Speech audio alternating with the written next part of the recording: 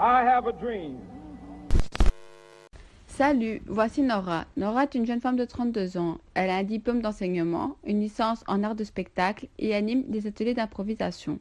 Elle est une vraie passionnée et aimerait bien transmettre sa passion. Un jour, elle tombe sur une offre d'emploi qui correspond à sa formation, un poste de professeur de français dans un collège. Étant intéressée, elle envoie directement son CV, une lettre de motivation et une copie de ses diplômes. Par mail, le directeur de l'école lui répond: mes rendez-vous étant déjà fixés, je vous recontacterai si nécessaire.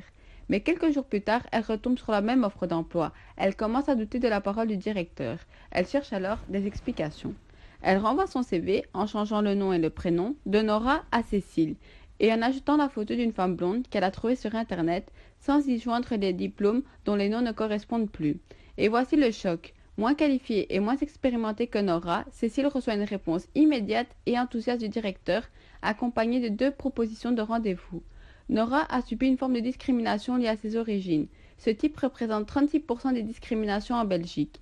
Étant donné que Bruxelles est une région multiculturelle, dont 72% de la population est d'origine étrangère, seuls 35% y trouvent un emploi. En dehors du racisme, il existe plusieurs types de discrimination, tels que les préjugés liés à l'âge, qui concernent surtout les personnes âgées de plus de 45 ans et les jeunes.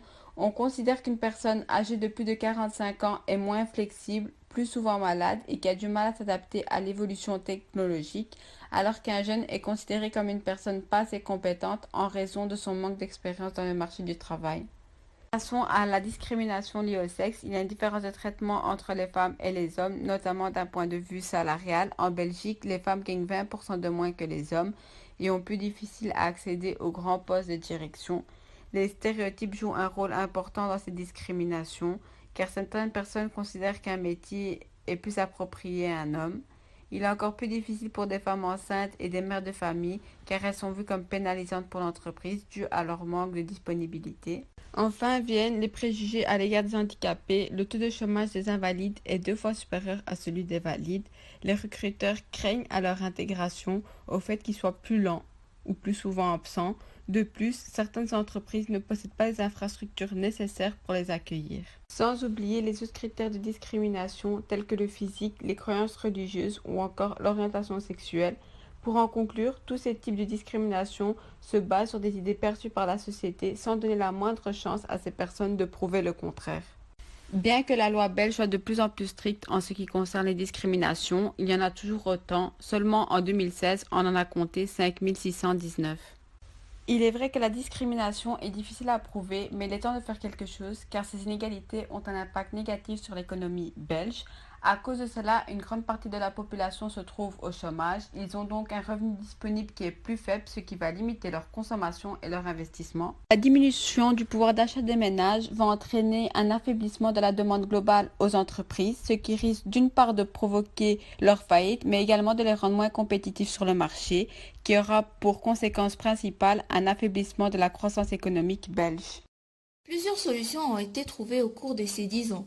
Le 10 mai 2007, une loi est sortie qui permet aux victimes de discrimination de faire valoir leurs droits. La sanction pour les infracteurs va d'une amende à 3 ans de prison. Mais c'est seulement 8 ans après qu'on a constaté que cette loi n'a pas été respectée. Étant donné que cette loi n'était pas assez voire du tout efficace pour prouver la discrimination envers les victimes, le 13 octobre 2017 dernier, le Parlement de Bruxelles a voté l'ordonnance visant à doter la région de Bruxelles-Capitale d'outils visant à lutter contre les discriminations dans l'accès de l'emploi. Cette ordonnance prévoit l'instauration de 2 procédés. Les tests de situation, qu'il s'agit d'envoyer des CV anonymes avec les mêmes compétences mais avec un critère variable, et les mystery calls, qui consistent en la prise de contact avec un employeur en vue de vérifier qu'il ne répond pas à une demande discriminante d'un client potentiel. Le 1er janvier, le Parlement a approuvé à ces ordonnances et a autorisé les inspecteurs régionaux à procéder à ces tests. C'est une première dans l'Union européenne.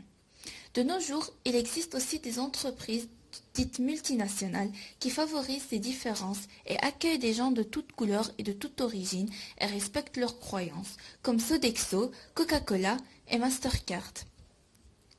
La discrimination à l'embauche ne date pas de 10 ans seulement, elle existe de bien longtemps et pour cette raison, il faut trouver une solution radicale pour ce problème.